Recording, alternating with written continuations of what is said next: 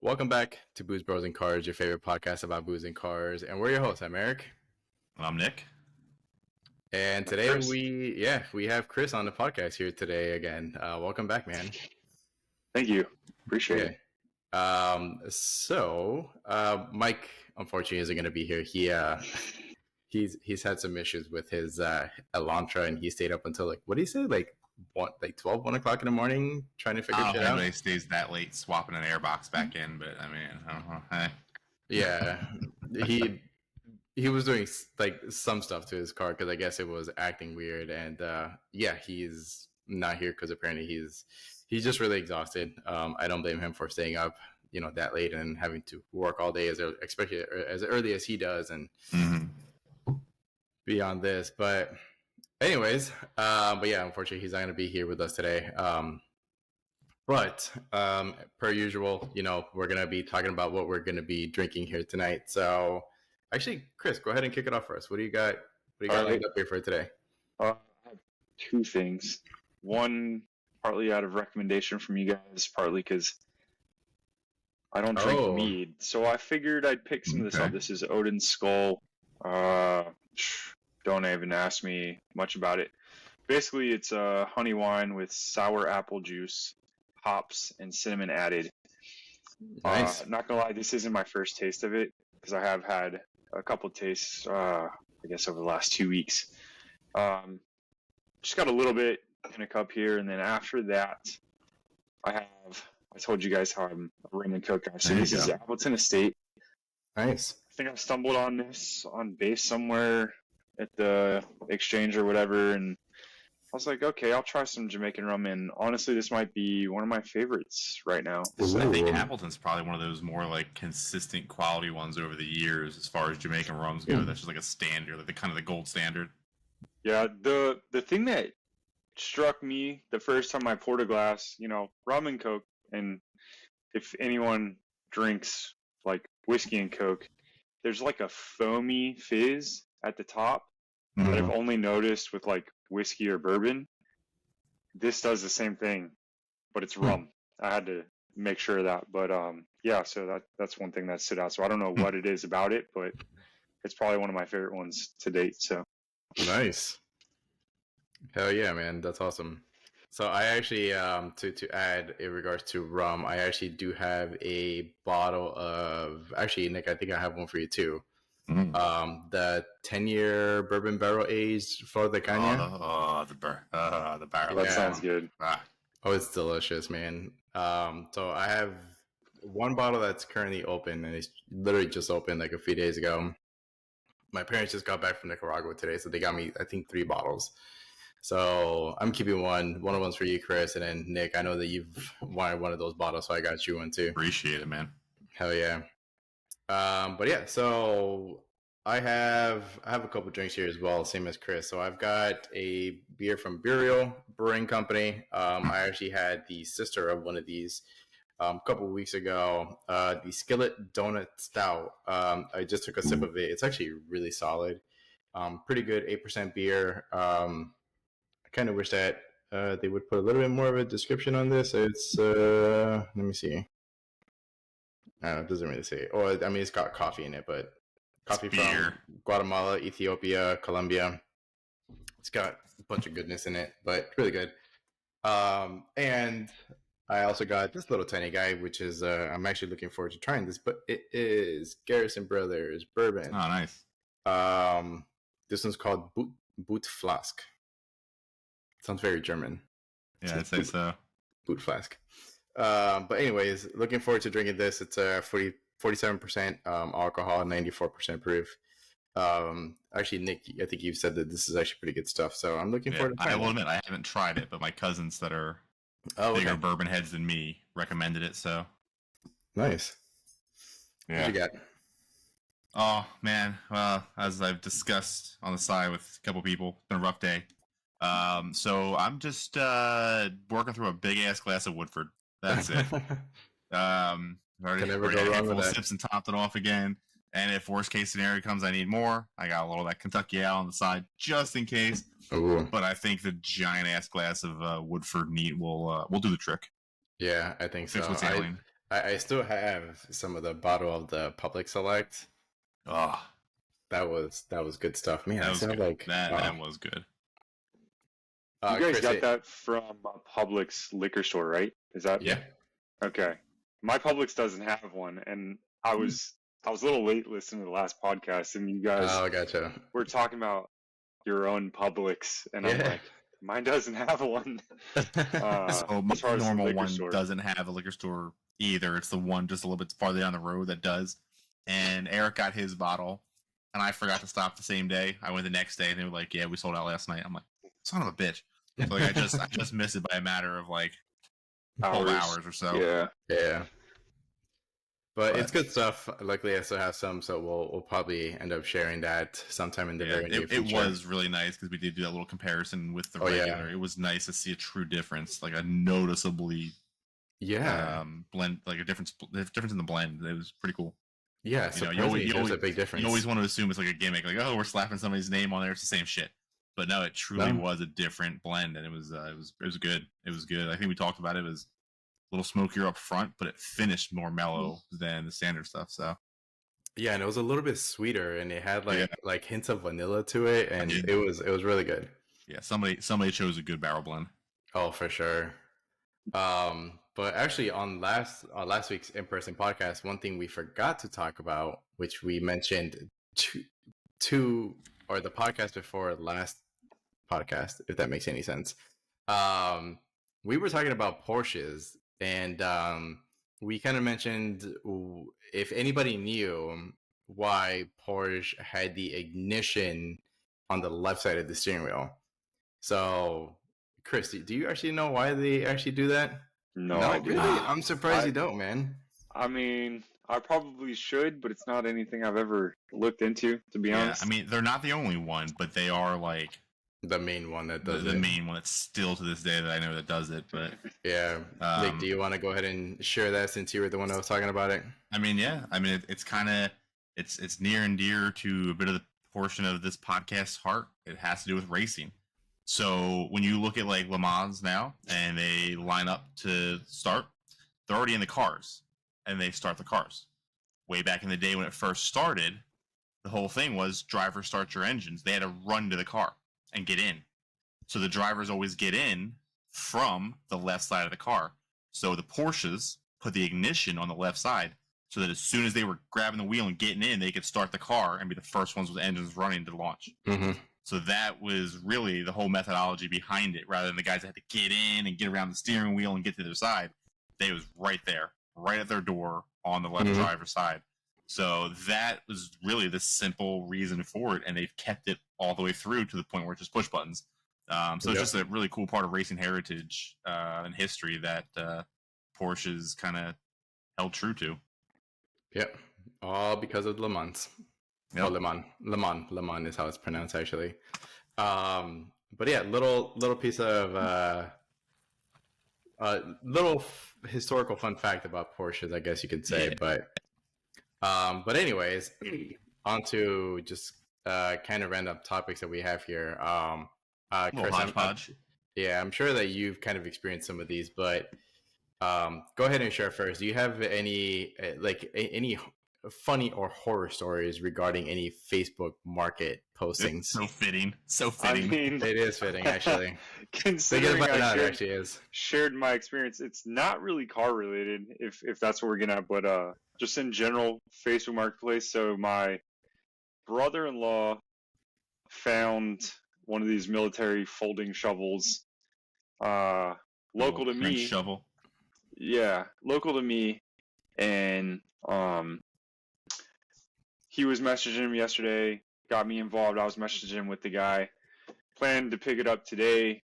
He was like, I'll be home after 7, come by. And so I get there about 7:15, and I ring the doorbell, and I stand there, and I'm like, the garage is open, there's a car, there's a truck in the driveway, and no one's answering the door. Then the kid answers the door, and I'm like, he's like, meet my dad around back. And I'm like, this is super sketch. Like, I'm about to go get murdered. Bodies. Well, to be honest, the street it's off of isn't associated with the best part of town, but where I was like a nice, quiet neighborhood. So it wasn't I wasn't super worried, but at the same time, I'm like, I'm here by myself. And come to find out, he was searching around. He's got like a carport and an additional garage in the backyard. A little bit older. He's probably in his 60s or 70s, but he can't find it. He's like, I know I wouldn't have sold it, but I also can't find the Facebook post on it for Marketplace. And I'm like, I don't want to start snooping around his stuff, but he couldn't find it. He's a Air Force vet. I was in the Navy, so we kind of talked for a little bit, and then I just parted ways. But yeah, I drove 20 minutes down the road to this guy's house to pick up a shovel, and he didn't have it. So I was just gonna ask you, like, if you end up finding that shovel or not. I left him my number, but I have not seen anything from him yet. So That's actually really funny. Yeah. Yeah, I actually have one. Nick, do you have funny or horror? I'm still trying to think. I've had some annoyances, but I'm trying to think of like something kind of out there. So if you want to go ahead, if you got one, I'm going to keep stewing. Yeah, I kind of have one, and this is back when I got rid of my BRZ, which it was a really funny story because like this kid, so I posted my full suspension for sale because the car had like coilovers, front end links, it had I think it had rear end links. low It control had arms. Yeah, the upper. Well, I think I had upper and lowers. No, I had the lower control arms, and I had the rear traction bars too. Um, and I was selling everything all together, and then I think I kind of packaged everything, and I was selling it for like a decent price for what everything was. I think it was like a $3,000 suspension setup for like $2,000, and like some little fucked hard kid from like the East Coast of Florida, he like hits me up and he's interested in the suspension, but he's like, oh, where do you live at? So I give him my zip code, and he's like, oh, you live like 2 hours away. And I'm like, yeah, dude. And then he's like, oh, well, he's messaged me like back and forth. He's like, can you meet me halfway? And I'm like, no, I can't, because like at the time I was working full-time job during the week, and I was working part-time during the weekend, so I didn't have a lot of free time. So I was like, look, I can't. I work 2 jobs, so I have limited free time. So like, if you want to just drive over here and whatever, you can just pick it up. And then the shit that pissed me off, like the shit that really fucking pissed me off, is that he's like, well, if you expect me to buy your suspension, you need to come down on the price because I've got to drive 2 hours. And I was like, listen, motherfucker, I don't expect you to buy. I was like, I don't expect you to buy shit. I'm like, I'm losing money on suspension parts because obviously modifications are like not cheap. Like it's pretty much just like a waste of money, like, to be honest. Yeah. But you know, like, I'm selling it for $2,000. It's a $3,000 suspension setup. Like, it's not my issue if you don't want to drive 3 hours or 2 hours to come pick this up. That same day, or like maybe the day after, this kid locally, he hits me up. He's like, hey, you know, like, I'm interested in the suspension. Do you want to like separate the parts? And I'm like, what do you want? He's like, I want the coilovers and the lower control arms. I was like, if you want those two, you're gonna have to buy everything else, because then I'm gonna be sitting on the end links and I'm gonna be sitting on the traction bars. And he's like, all right, fine. So then he went, he picked it up, he gave me the money, like, and then I messaged the other kid back, and I was like, never mind, the suspension got sold entirely anyway to somebody local. And the kid never responded back. I'm like, fuck you, man. Good. So, and I actually still have that chat, actually, because apparently Facebook, there's archive chats that you can look at, and Yeah. it's actually sitting in my archived thing. Eric's going to find it right now because he's still I know. salty about Sometimes it. it's fun to have that kind of stuff. Yeah. Go back and read it. Yeah, see, it's right here. Fucking kid. No, I find that funny because like we deal with that in the car business all the time. It's like, well, I need a discount if I'm going to drive 5 hours for you. And it's like, listen, buddy, you found my car because it's what you want and it's the best price around. That's it. Start driving. Yeah. Like, it's kind of one of those. We deal with that all the time. Like, well, I'm coming from out of the area, so I expect a discount. And it's like, listen, dude, I know you're not going to service with my dealership, and you're not going to, like, this is going to be a miserable process from start to finish. Don't even come in. Please, just don't. Just stay home. Unless you're prepared to, as we've discussed, the numbers we've sent you. If that's okay, come on in. The car will be waiting for you. We won't sell from under you. But yeah, I deal with that all the time. And I love telling people, like, I don't need your business because you're just going to pick up the car and drive back to Georgia or whatever, like you do nothing for me. But sounds ridiculous because we want the business, but it's the whole package, and it's just like I'm not dealing with some crabby asshole from outside of Atlanta because he wants the rare car that we've got. Like I'm out. You're mentioning Atlanta, like that was actually Specific. Yeah, specific to a specific person. No, it's just an easy man. I've dealt with people from want to fly in from Illinois and Pennsylvania and Ohioans and Texas. I've just dealt with all of them, and it gets old after a while. Atlanta is just a good example of a drivable city that I've dealt with people from. Most of our business we do out of Florida or Snowbird, so it's Gotcha. Yeah, people that we'll see again. But as far as like Facebook Marketplace or like Craigslist or any of those classifieds, I can't think of a bad experience I've had. Like any of my buying experiences have almost always gone really smooth. Mm-hmm. Selling wise, I just sold all my Explorer ST parts to one guy from Sarasota within 24 hours. I mean, it was super smooth. Nice. I think the only issue I ever had was, of all things, it was like a lawnmower and some other stuff I was trying to get rid of. And it was this, I don't know if it's Chinese, Vietnamese, whatever this guy was, We discussed everything, over the chats. And I was very open to like, hey, the chainsaw probably needs the carburetor cleaned. It'll fire up, but it won't stay running. The lawnmower does this, super minor, but everything else works fine. The blades are sharp, all that kind of stuff. It's one of those like, all right, I understand everything. Like we pre-negotiate up front. Yep. And then he gets to me. He's like, oh, well, this is not working right. I'm like, we discussed that, and here's the chats. And even one of those. Well, now that I see it, I want to take some more money off him. It's like, there's my door. You can walk the fuck out, and you can go back home. I don't give two shits if you buy this or not. Kind of thing. And it was one of those like, oh no. Like, you know what I mean? They get that like oh, I can negotiate now. I'm here. They don't know whose house they came to. You can leave. I don't need to sell these things to you. You can fuck off. We've had a discussion about this, and I am true to my word. I expect the same. And ultimately, he paid what I was asking, and off his merry little weird way, he went. And I never saw or heard from him again. So obviously, the issues weren't that bad. So, and I know what he was doing. He was doing some minor tune-ups and reselling the shit for a profit anyway, which I knew that. I didn't care. I just wanted him out of my way. Frankly. Yeah, that's really funny. So yeah, that was the most annoying one I ever had. Everything else, though, I don't know. I kind of set the precedence in my chats of how this shit's gonna go, and if that doesn't fly for you, I'm out. So yeah. Probably because I'm in sales and I deal with people all the day that can be dumb sometimes, and I have to educate them a little bit. So I don't really pull any punches when it comes to my personal stuff.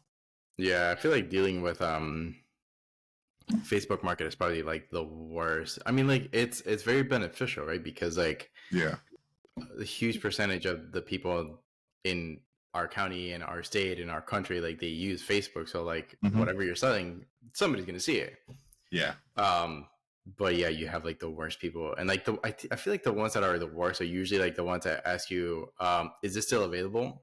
And then never respond back. Like when you tell them yes, they never respond back. It's like, I can say a lot of times people hit that on accident because Facebook makes it way too easy. I've done that numerous times where like you skim over and it sends, and it's like, oops. Just because of where it is on the screen, and you pop to it and you're like, really, I just want to look at the details, like, because Eric's got a Corvette. I see a lot of Corvettes on mine now, and I might click on a C6 or whatever, and I go to scroll, and next thing I know, I'm trying to buy this guy's C6. Yeah. Yeah. Well, like, no, I'm not in the market. I know of a nice C6. one. Yeah, I was gonna say if you want one, mine is for sale now. Oh yeah. Yeah, I just posted it on I just posted it on Facebook Market earlier today. I'm unfortunately gonna part ways with it. I mean, I am in love with the car, but I think it's time, and I just need to part ways with it. He's also realized that he can go cheaper and go sideways for more fun. Probably. I'm probably gonna end up getting something where I can specifically just take to Orlando Speed World or the Freedom Factory when they actually have drifting events, because I don't want to do that in the streets, because drifting in the streets is probably one of the worst things you can do. So is excessive speeding. Are we taking bets? I mean, it's all pretty bad. Yeah. Are we taking bets on what Eric's gonna get next? Probably like a BMW or like a BRZ. Yeah, he's been talking about a 3 series for drifting for so long. I Yeah. was just thinking because it was mentioned on a previous podcast, and it's a brand that everyone seems to hate on these days. What, a Nissan? Yeah, because What LZ Nissan? did it, and some of his buddies. Oh, you know, the 350Z. the 350Z. Taylor Ray was one of those guys. Yeah, and honestly, like that thought's crossed my mind, but I don't really have any intention on ever drifting. I would much rather. The closest track to me, I believe, is the Firm. I don't know if you guys are familiar with that. Oh, but, yeah, We Firm. know of it. I would love to go there. I hear it's a Yeah. blast. Yeah, so Yeah. the big Subaru tuner that is local to me had a VB chassis that they bought brand new, did some R&D, put some parts on, ran it at the Firm numerous times, along with I think the newer BRZ as well, the second gen. And Gotcha. their VB WRX is up for sale right now. Oh, okay. That's But the new gen, right? That looks like a clouded out Honda Civic. oh gosh, nothing can save the rear end on that car, man. Nothing can do it. Don't get him started. And I'll be honest, dude, when you say Honda Civic, it actually, and go look it up, the rear of the VB chassis reminds me way too much of like a Kia Forte. Oh, yeah. I'm gonna have to make that So- comparison. Like, So I might get my shapes wrong, but the Forte has these like triangle reflectors like on the bottom outside of the bumper. I Mhm. think the WRX is almost matched as far as the shapes and where they're placed at. But I was behind a Forte the other day. I was like, oh god, that looks way too much like the WRX. That it's really sad. well, it's like we talked about like the new Civic Type R, how it's matured, and Yeah. Subaru just went more plasticky. Like I don't know what happened here. They almost traded off in some weird way. And But it's just Subaru like, did that across the board. Every They did. They single did with- model of theirs. all the wheel well claddings, just everything. Everything's just covered now in that flat black plastic, and Yeah. just Considering I have a second gen CRV, that stuff doesn't age well. yeah. It's Yeah. hard to keep black. Yeah. You know? Next thing Um, it's light gray 10 years later. Yeah. Well, there it's are- actually. There are some go good ahead, products out there. Oh yeah. But the last time I did something on mine was a year and a half ago. It still looks decent, but I need to give it a good wash and then touch everything up. But it's basically ceramic coating the black, and it turns it Yeah. basically brand new plastic look. But you'll notice in the Florida sun a week later if you missed a spot. Oh yeah, I can imagine. I'm sure that's the first thing I did to my new vehicle I bought last week was ceramic coat. I had the entire thing ceramic coated. This down guy. here. Brutal.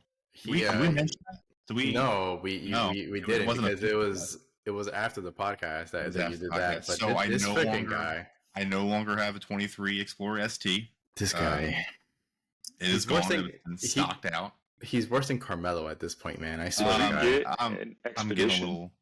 I did. Yeah. I got a 2024 Expedition Limited Stealth Package. Yeah. Just went bigger.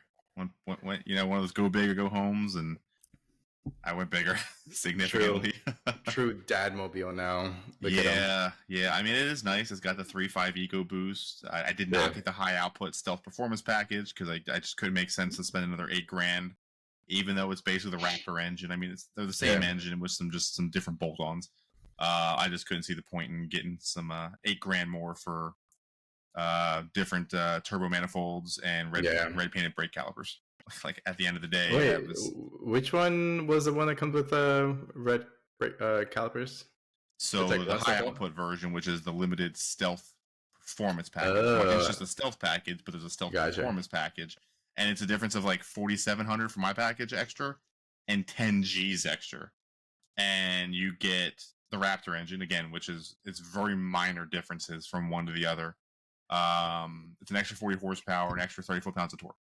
But from the engine perspective, very minimal from all my research. It's basically they say it's stainless steel manifold versus a cast iron manifold for the turbos, and a different tune. My understanding is the turbos are basically the same, and yeah, you get red. And that's what unlike the ST where you got like a more aggressive brake pad. with the red calipers. It's just a red painted brake caliper on the Expedition, and so I have the B&O 12 speaker system, the Stealth Performance Package. This is the one nice thing I can't replicate. They have a 22 speaker sound system in there, so that's one thing I cannot replicate. But it is what it is. At the end of the day, I can slap an F-150 intercooler in there, aftermarket upgrade, F-150 downpipes, and a tune, and be run around with better than Raptor power. So it's kind of like, yeah, whatever. I don't plan on doing any of that anytime soon, but it is an option to me when I start to get bored and want to play around with some stuff. Nice. It'll happen. It's just not going to be immediate like it was with the ST. Yeah. Because as you can imagine, my payment went up a little bit. I'm going to circle back real quick. Yeah, go ahead. Since I pulled this up. Oh, goodness. Is this the Forte in the Subaru? Dude, yeah. Ah. So, just a quick Google search got me this. And honestly, since the Forte's bumper is painted, it looks much better. So, yeah, oh my God, that's you funny. can see this right here, right? And let me switch over to the other tab real quick. Oh, it's not going to do that. No, you have to. I don't know how to work this thing. I think if you click on share, you can probably change the tabs. Oh, I hate the wrong button. We now know Chris doesn't do work from home webinars. Oh, I do. Oh, no. Not on you use Zoom, right? Computer. No, yeah. Uses Teams. Oh, okay. Yeah, I gotcha. that as well. Not quite the same, but still, there's these triangles over here. Dude, if it wasn't for the fact that it's all blacked out, that's 100% the same triangular shape and same location. Yeah. Yeah. And for me, the tail lights are a little different, but it's the line here that is almost verbatim the same on the Forte and the Subaru. And yeah, this it's not the current Civic though, right? It's it's the gen before, because I remember the marketing campaign was Civic with the C's turned in, and that's literally those taillights. They're like the Civic C's turned inward. Gotcha. And it just kills me when as soon as it came out, I'm like, it's a Honda Civic sedan with a shit ton of bad looking plastic cladding, and here it is. Now I've seen a couple highly modified, one at a local company to us down here, Import Image Racing. I don't know if it was their shop one or if it was a customer's car they were working on. The blue one? Yeah, that's a shop one. It had Did they paint suspension the fenders? done, wheels. I think they did some fender work. It had a big ass wing on. I mean, it looked sharp. Whatever, all the shit they'd done to it, it did look sharp because it no longer looked like the factory WRX. Yeah. It looked like somebody actually got their hands on it that knew what they were doing and put together better. Yeah. And it was pretty good looking. But man, rolling out of a showroom, they just look so bland from what they used to be. It's so sad. Not a fan. I mean, the front end can still gets me a little bit. But the back is brutal. It's the ass. Yeah. I will say, like you said, one of the first cars I had seen like modified or adjusted was Flow Dynamics. They had a shop car. It was red. They painted the fenders. That was like the first thing. STI spoiler from the VA chassis apparently fits the VV chassis. And they lowered it, wheels, some other stuff, splitters, and it looked really good. But still, the bumper was, from that certain line up, was still all black, or down was all black plastic. The one from Import Image, I think there's a company, Nick, that sells those little fender, whatever, the fender flares or whatever. Yeah. And they just they're color matched to the actual Subaru color, so they pop them off and then they pop in the new ones. And that's better look. That was one of my complaints of my ST was all the black cladding around everything, just because it was an SUV and stuff like that. But a couple companies out there did exactly that. They made a slightly wider set of fender flares, barely, but slightly, that were color matched, and they looked so much better on the guys that had it. I mean, it gave it much more of a Lincoln look than a Ford look. Oh, yeah. Yeah, that's for sure. But actually, and one thing that you actually did say was the new Civic. I don't know why. The new Civic is actually growing on me. Like, what is it called? The FL5? Is that the chassis code? FL5, dude. Yeah. Yeah. Do you see who just got a new one? Yeah, John Cena. John Cena traded in the old one for a brand new one. Yeah. Yep. That's so awesome to see some dude who's worth millions and is always in the public eye. Not only does he do a bunch of cool shit with Make-A-Wish Foundation, like more than anybody else has ever done. Like he holds records for it. But the dude is so down to earth. He's like, yeah, I have a Countach. It's uncomfortable as shit. I drive my Honda Civic Type R. Like that's my daily driver. Did you hear what he said? Like it's so cool. Because he was in an interview and he was like, yeah, it's like if I'm driving around, I guess he lives in LA. I might be misquoting him, but he's like, if I'm going anywhere, like taking the Type R. It's he says it's super comfortable. 2020 whatever, and it's still got a 6-speed and it's fun to drive and it's comfortable. Yeah. Hell yeah. And way to so go, much Honda. So just bought another one. Yeah, way to go, Honda. You guys are doing something right? Yeah.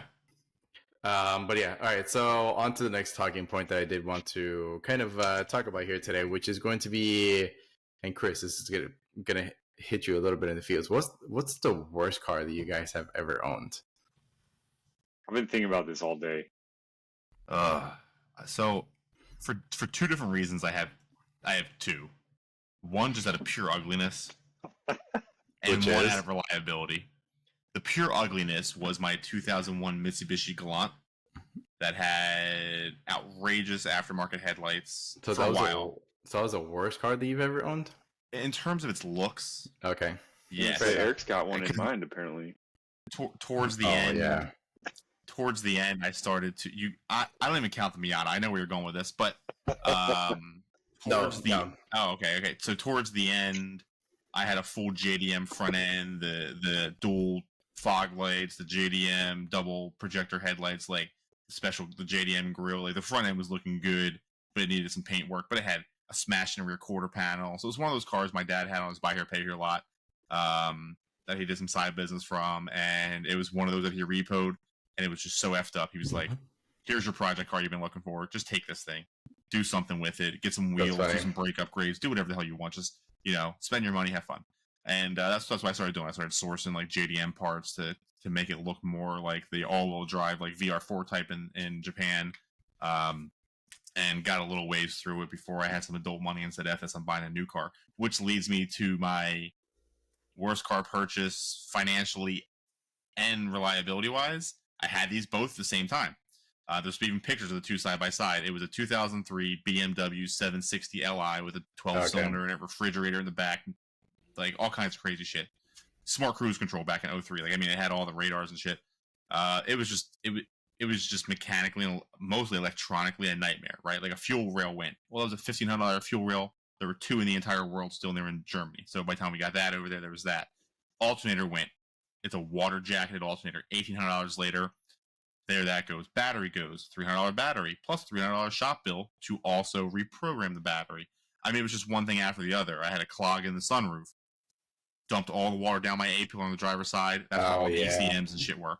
I had to dry that bit. I mean, it was just like one thing after the other, and it was the one car that put me in the most negative equity because I just had to get out of it because it was just killing me. And it took me 2 more Audis to get out of that negative equity entirely, just flipping through them until I finally got out of it. So, yeah, the Mitsubishi Galant, as much as that was the first car I ever held the title to, personally, it was my ugliest train wreck of a car. And then my BMW, which was my first car I ever personally purchased.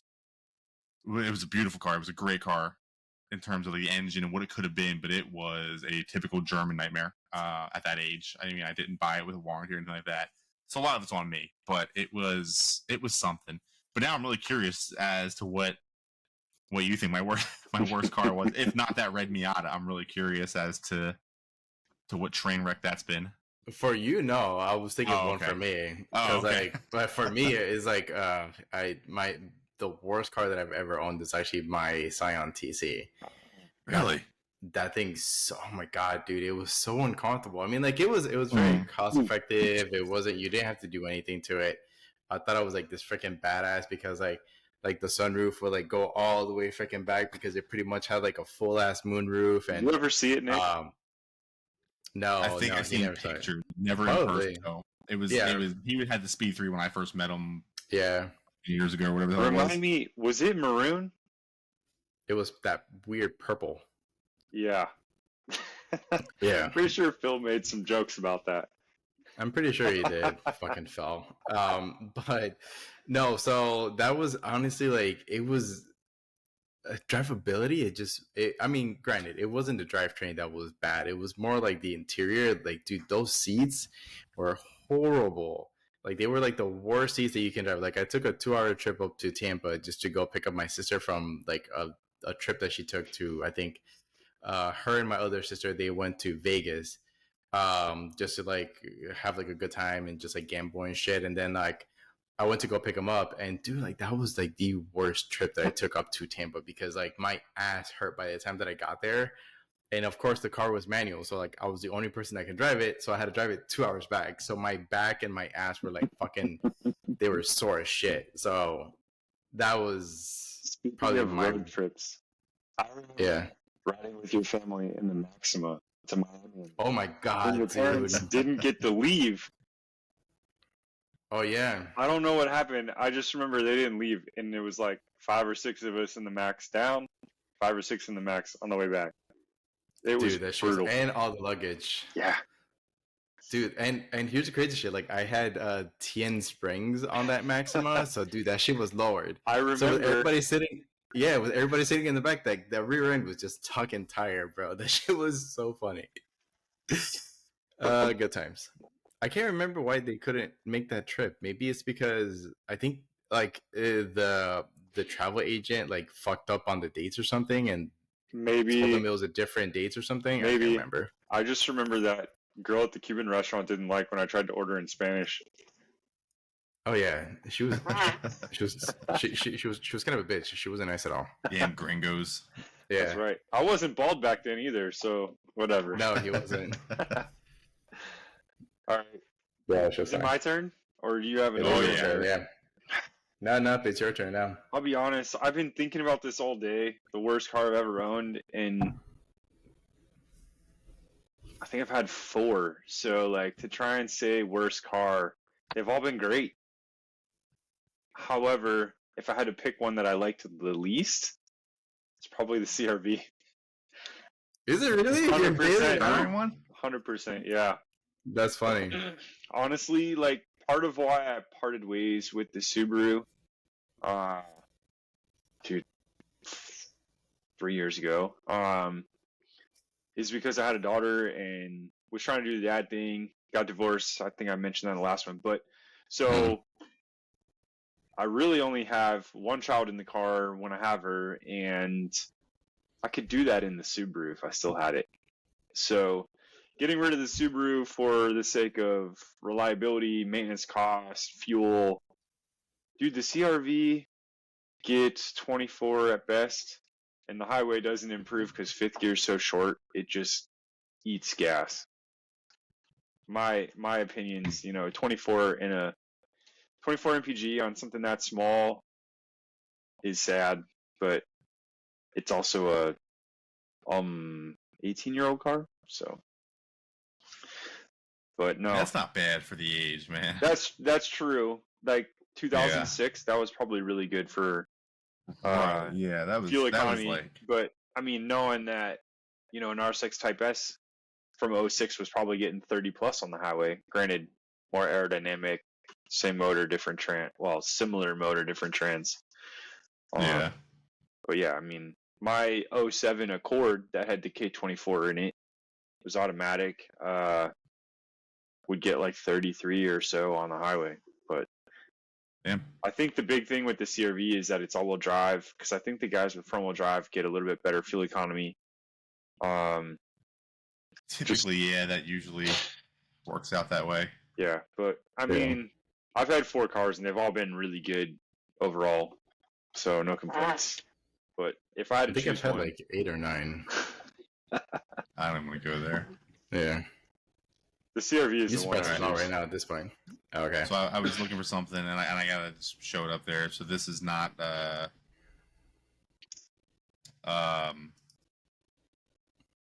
this is not after the JDM front end, but this was my 2 shit boxes at one time. So I had like, the blue halos in here, like I thought it was just so badass on this thing. And then this thing with all the wheel gap in the world and the carbon fiber hood. So Eric, if you ever wonder where the carbon hood hanging in my garage came from, it was from this car.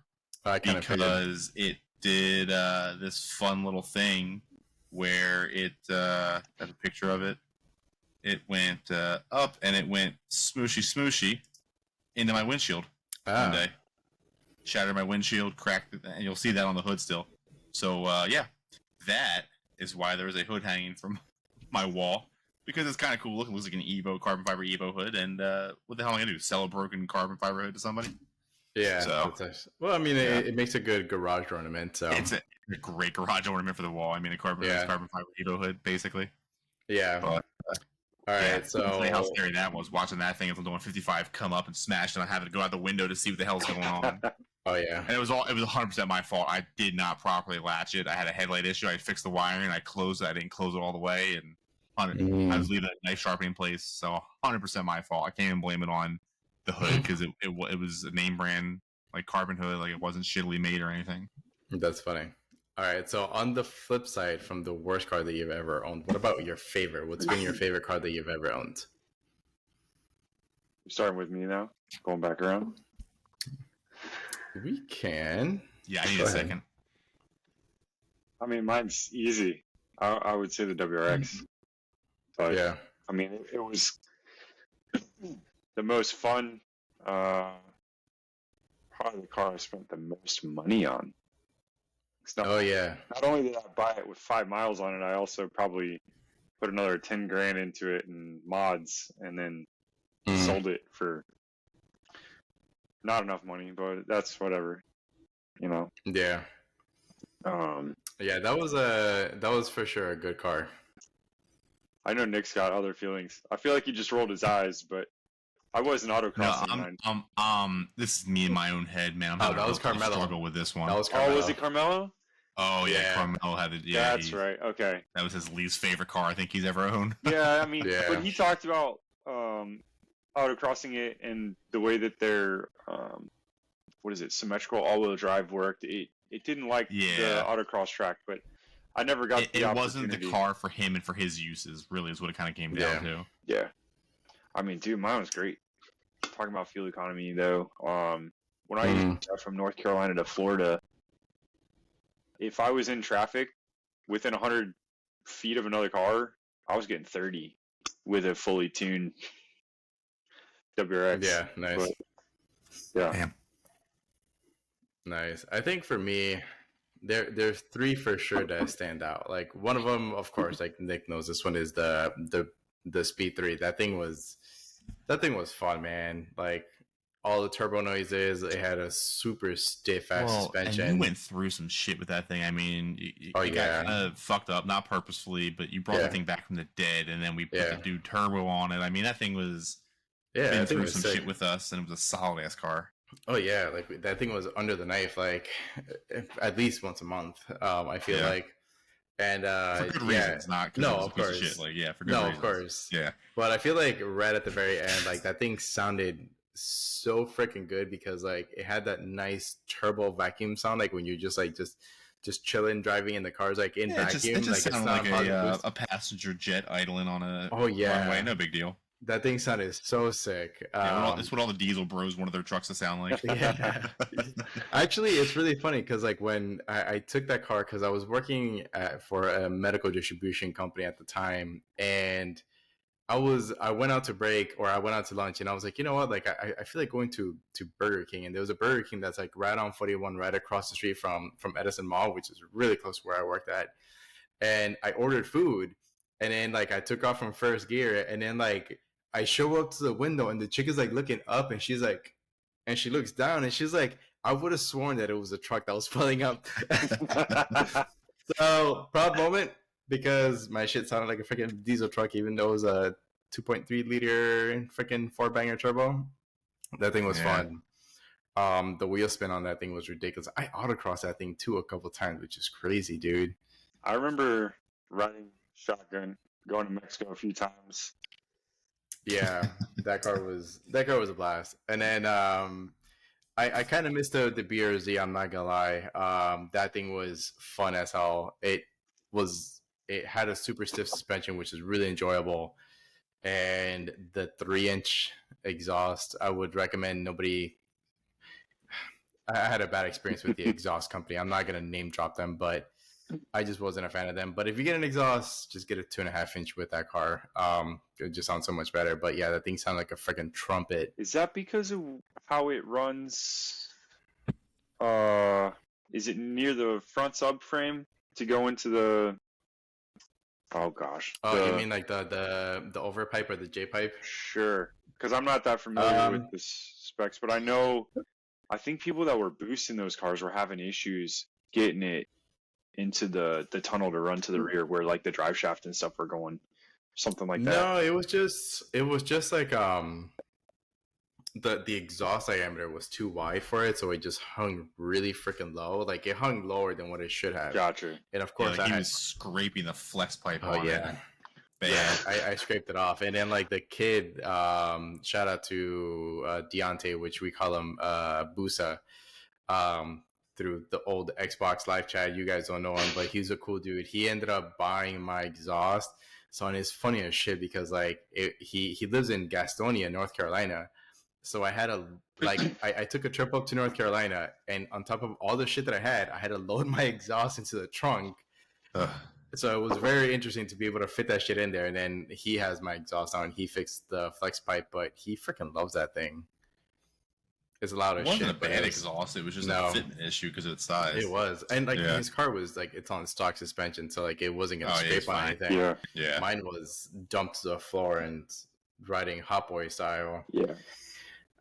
So yeah, the exhaust was just going to scrape everywhere. And I feel like the last car, of course, and I'm definitely going to miss it once it does go, but it's the Corvette. I'm definitely going to miss the Corvette. That thing is, it's a blast to drive.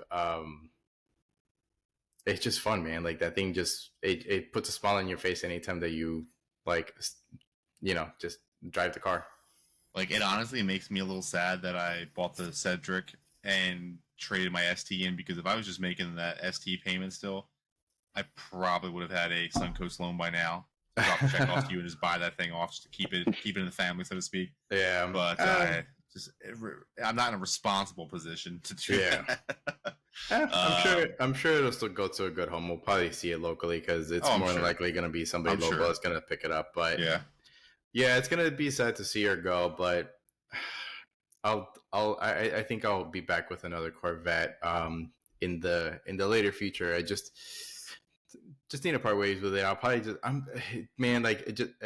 you guys know, like anytime I buy a car, I never buy the same one twice. So it's just more me just parting ways with it, and then probably just get into something. I really want something low horsepower too, man, because I really want to get into like drifting. So like I'm probably gonna get in contact more with like people that do private days at OSW, so I can start sliding once I have something. But that's honestly like what I want to do. It's just more like you guys, like Chris knows, like I've been into fucking drifting since he's met me. Like same with you, Nick, and I don't know. I just feel like it's just time just to part ways with that car and just get something that I really want to do, and I'm very passionate about it. And of course, I'm going to be doing it mostly at tracks because it's easier to do it on a track because like they have layouts and stuff, and then you can also talk to people, during private track days, and the people that are there, they're probably more experienced, so they can probably just give me tips and pointers and stuff. So I don't know. I'm excited, but that's going to be probably in the later future, but near future. Yeah. What about you, Nick? Dude, I'm torn, man. I've had some cars that I have really, truly enjoyed. All right. I'm having a tough time narrowing down because I've got a few in different categories that just like in terms of purely stock. My A6 Prestige, my Audi, was a phenomenal freaking car. Reliable. It was fun. It was peppy. I didn't tune it. I didn't do shit. So I didn't put an intake on it. Nothing. I tinted it. Actually, I don't know. I think it came tinted. I did the windshield. Like literally, I did nothing. But that was a great car. But really, between my two favorite or my two most recent, and this is where the struggle is because they're not counting the Expedition. They're so vastly different. Oh my god, I know what they are then. Like my Genesis G70 stick was on rails. I mean, that thing was phenomenal to drive. It was great to autocross. It was an awesome daily driver, even for a 6-speed. My wife still reminds me on a near daily, if not at least a weekly basis, that she regrets that I sold it last year because it was an extra car. We didn't need to get rid of it. We never drove it, so we got rid of it.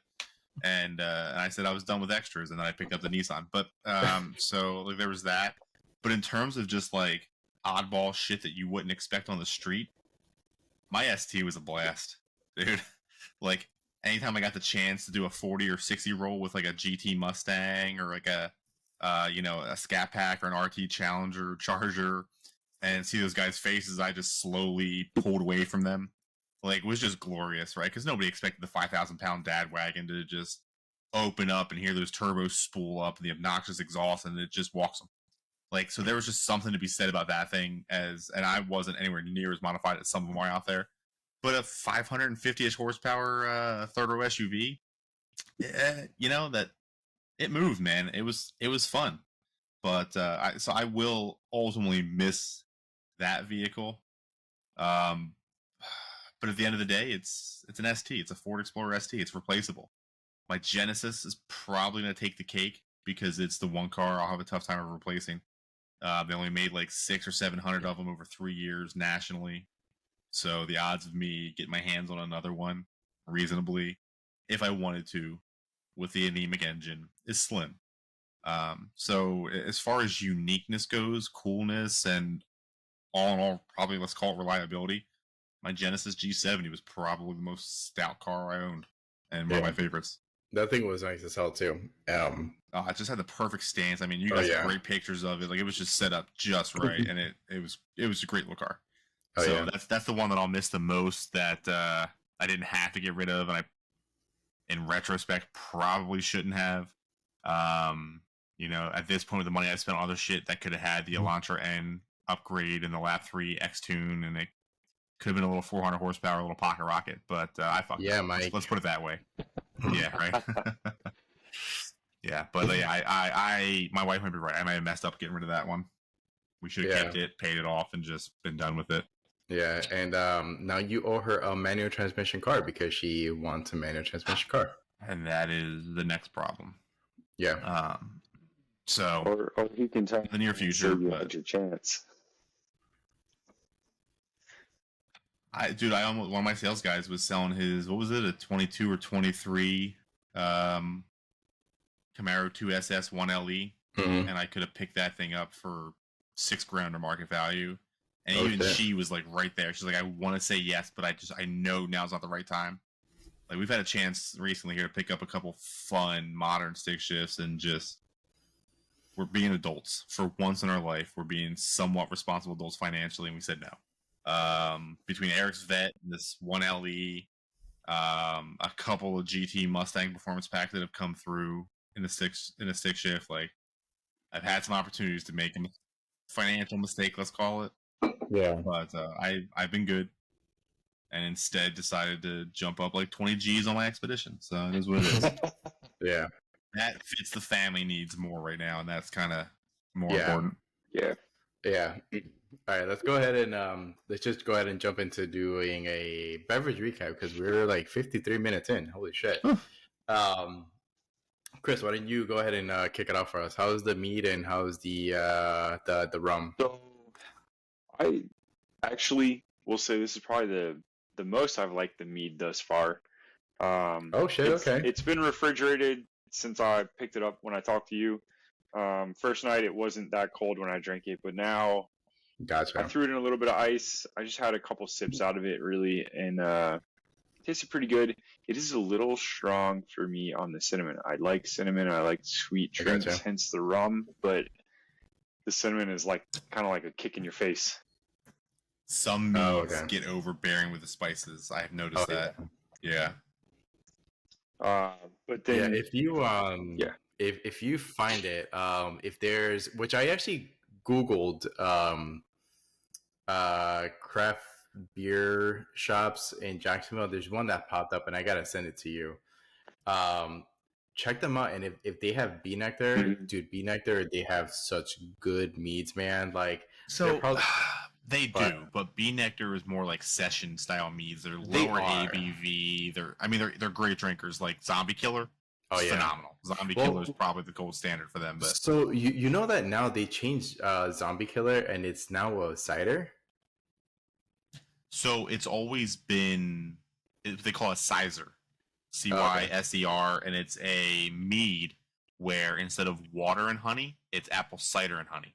Oh, okay. So that's where that kind of comes from, and because they do it like a session style, lower ABV, it ends up being more like a cider kind of sort of.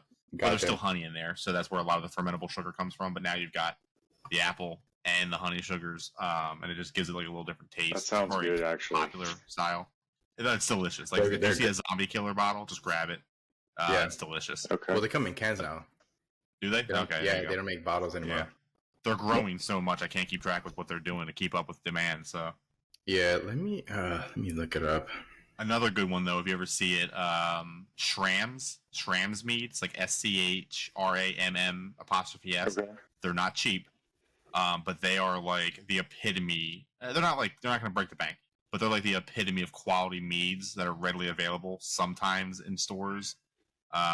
Superstition Meadery is another good one if you ever see it.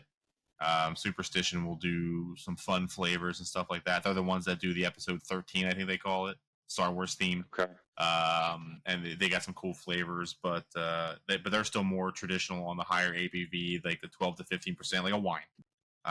So that's what we usually go for in my house because we can drink them like a wine, and we always keep them in the wine fridge because it's like, to your point, it's chilled the perfect temp at that like mid to upper 50s. It's just right.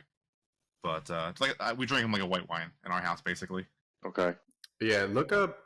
It's called Bottle and Brew. I don't know if that place is close to you, Chris. It says that it's off of Sunbeam Road in Jacksonville. Yeah, it's across the river from me. I know where Yeah. Sunbeam is. Yeah, because that's the place that popped up, and apparently it's got like really good ratings. Yeah. But yeah, like check them out and see what they have. I can get off track, but you guys were talking about best brewery in Florida last week, I think. Yeah. Mm-hmm. There's quite a few up here. I just sent you guys the beers from Veterans United, but I mean, there's another big one called Wicked Barley, and then the owners of Wicked Barley are opening. It just opened right by me, a pizza place called Barley and Pie or something like that. Okay. So for next time you come up here, Eric, we can check that out. But yeah, there's quite a few. There's some other breweries in St. Augustine area. But yeah, I don't know. There's just a lot of breweries up here that I know about. Not that I go to any of them because, like I said, I don't drink beer. But to touch on the Appleton Estate, I don't know. I just enjoy it. It's nice to drink. Super smooth. That's all that matters, man. I had to read the label because I'm like, there's definitely some vanilla and some honey in here. And so it says, aged rum revealing aromas of spicy fruit and oak, followed by hints of honey, vanilla, and our signature orange peel note. And that kind of resonates with what I'm getting from it. So I don't know. I picked it up on a whim, and like I said earlier, it's probably been my favorite to date. I'll definitely have to get another bottle of this and maybe try some others that they got. So yeah, you'll find Appleton Estate will do some like different releases and stuff like to like a lot of your big like Appleton Estate is probably the equivalent of like Woodford Reserve in the bourbon world, but to Jamaican rum. Like it's like the name that comes up when you talk about Jamaican rum is Appleton Estate. Okay. And there's another one that I've had that's pretty good too, but like and it's that like, you know, that bottle shape. Like that's every Appleton that like it's just like I see that and instantly I'm like Jamaican rum. It's Appleton Estate. Like I don't know why. It's just that. Yeah, it's that nice. It's that hourglass figure. You know, I like my women how I like my Appleton. Yeah, like maybe that's modeled after a nice Jamaican woman. I don't know, but hey, more power to them. I'm here for it. Like, let's go. Yeah, right. That's funny. Nice, good stuff. Well, Nick, it sounds like we may have to make a trip up to Jacksonville to hit up a few places up. Hopefully, If only it wasn't 5.5 Right. hours. We're gonna have to plan ahead for this one. I have Yeah. Hey, concourse. For sure. I'm just saying, I got a couple rooms to Oh, crash, yeah. so Oh, yeah. we can plan it out. That's true. He's not that far away from the Although- concourse. Concourse is like another The hour Amelia, from here. one It one is. of these years, hopefully, like next February or the following, I'm determined to get up there for Amelia Island. Listen, Concours d'Elegance, like we can do that, and we can do the Miami Concourse because the Miami Concourse is coming up I sometime do this want to do year. Miami Concourse, but dude, ever since I was a little kid, watching Chasing Classic Cars, Amelia Island and the Concours d'Elegance is with Wayne Carini has been in my head since I was a little kid. I was like, I gotta go Wow. someday. Yeah. But the Yeah, dude, Wayne Carini's just a badass dude. Like he's Oh, just so yeah. cool. But and his knowledge of old shit. But man, every time I'd watch an episode where he was going there every year, like it was just so cool to see some of these things. That he's the reason I first found what I consider probably one of the most beautiful cars of all time. Mhm. And I think it was a 1927 or 37, but it's a Bugatti Atlantic Type 57, I believe it's called. Oh, okay. Ralph Lauren owns one, but to me it is probably one of the most. Yeah, it's the Bugatti Atlantica or Atlantic Type 57, and it is probably one of the most beautiful cars I think I've ever seen. And it's because of that show and the Concours d'Elegance that I want to go there, and I want to see some of the cool badass shit that shows up there. Yeah, that's the car that what is the car the Bugatti Chiron whatever, I forgot what it was called, is designed after. I think there was one, yeah, but yeah, dude, there was this one. It was just all black. Yeah, and it had like the blue, white, and red stripes on it, I think. Well, there's all different ones, but like the one I think it's I think Chris- Ralph Lauren owns the black one, a black one, and it's just No, I think the car ended up being sold to Cristiano Ronaldo. oh well the modern Bugatti. I'm talking about the OG, like the Oh, one that's yeah, worth yeah, like the original's worth like $40+ million. Like it blows the modern Bugatti out of the water. Yeah, And Ralph Lauren owns it. because the Um, Chiron, I remember there was like a lot of speculation around that car because they were like, "Yo, like it's so beautifully spec'd." There was a ton of rumors that they thought that it was. This, like, Yes, for the time, it is just to me the curves, the everything that the whole cockpit look to it. Like it was just such a wild car. Yeah, it is very interesting. Like just looks so badass, and it just the little fin up the back. Like Oh yeah, actually, I'm pretty sure that's Ralph Lauren there. So yeah, it's just such all the different colors. Just a badass, cool car, and it's ever since I was a little kid, and I saw it for the first time. It was like, that's it. I got to go there someday, and we've discussed it. In my mind, I don't know why, I swore it was in California. I was like, I'm never gonna get there because I'm never gonna go to California because I have no interest for the most part. And I find out it's freaking next to Jacksonville, Florida, and I'm like, I live in Florida now. How have I not known this? How have I not been there? And I was pissed at myself at that point. So now I've had some discussions. We have another friend, Brittany, who lives up outside of Jacksonville. She wants to go, so we basically said we just got to all go up there, get together, go check it out, because a lot of it is kind of kid friendly to walk around, check stuff out, and my kids are slowly becoming car junkies, so they'll get a kick out of that. So yeah.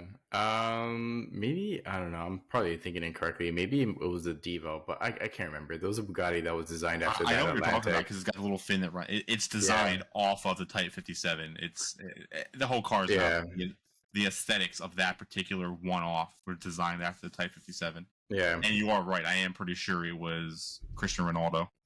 yeah. Freaking Cristiano Ronaldo. I wish I had his money. Well, yeah. There's a lot of people's money I wish I had, but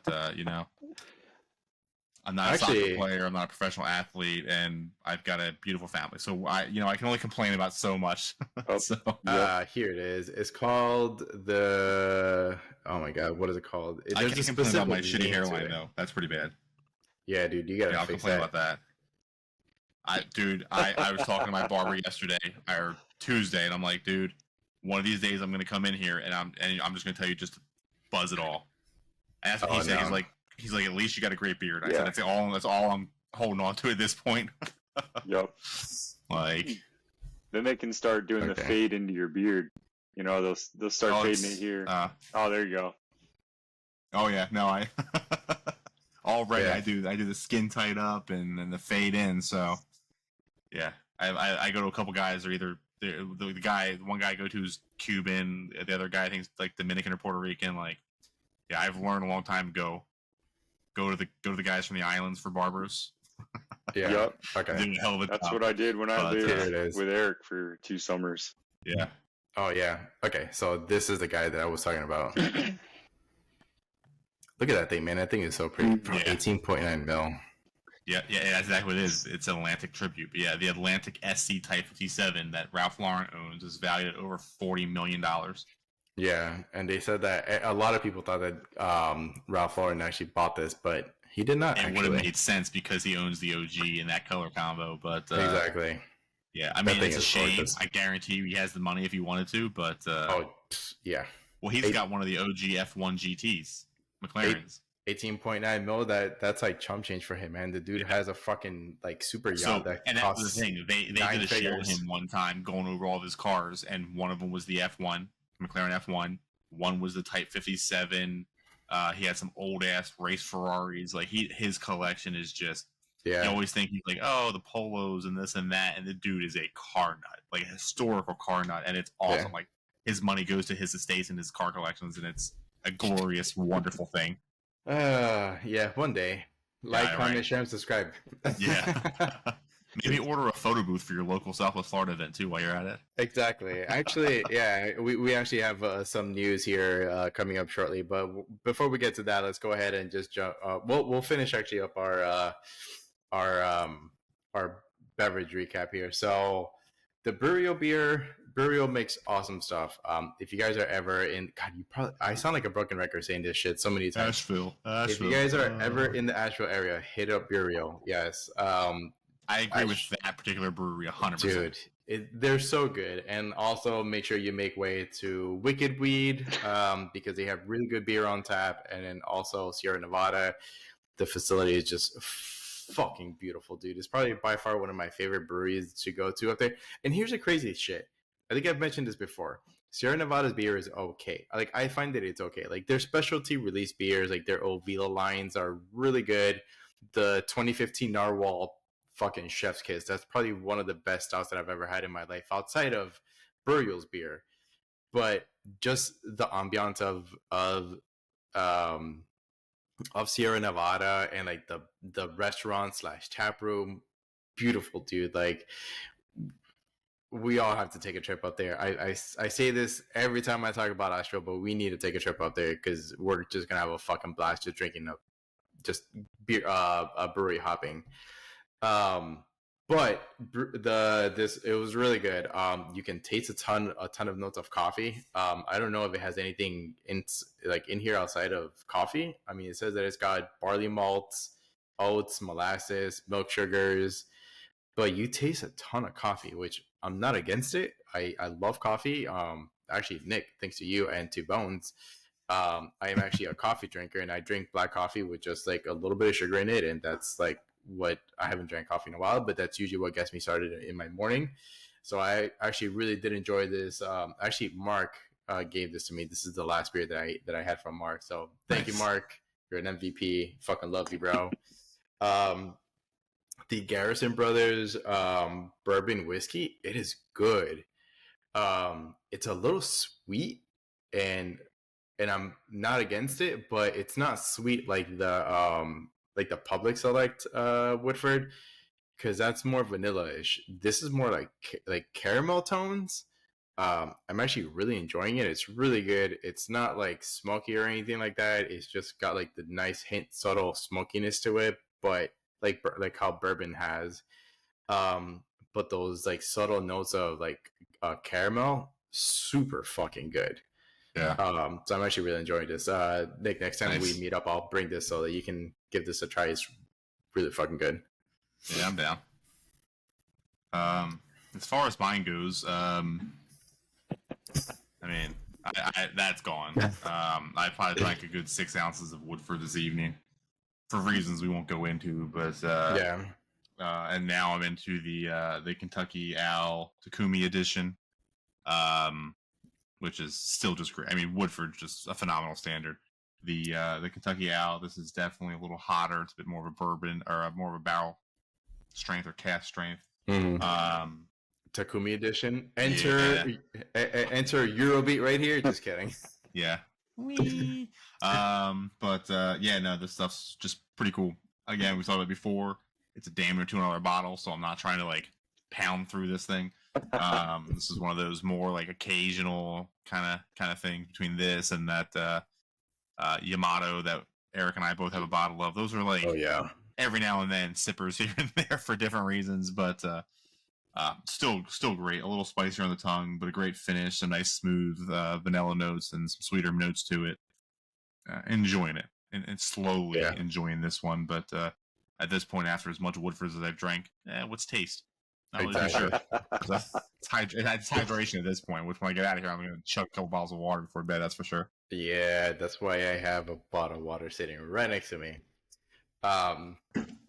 Anyways, and on that note, that's all the time that we have here. That's all the time that we have here for today. We're actually gonna take a break for like a couple weeks because we kind of all have stuff kind of going on. You know, like we have Mike is slammed at work and he's just not like in a tired state, you know, constantly, which it's understandable. You know, like work kind of tears you up and tires you out.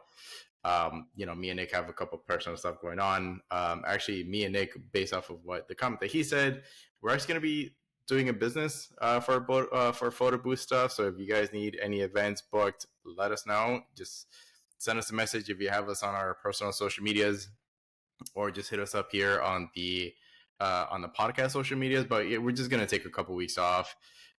Just to kind of recharge our batteries and kind of get back into the groove of things. But when we come back, we're going to come back better and better than before. We're going to come back with a bang. We're going to try to do something fun here for you guys. But aside from that, like I said, that's all the time that we have here for today. Thank you guys for listening. Thank you guys for watching. Thank you guys for subscribing to all of our channels and social media pages. Savor your brews and please hit the road responsibly. Also, don't forget to Nick's cat's point. Don't forget to like, comment, share, subscribe, all that good shit. Cheers to Booze and Cars, and we'll catch you guys in a few weeks. Cheers.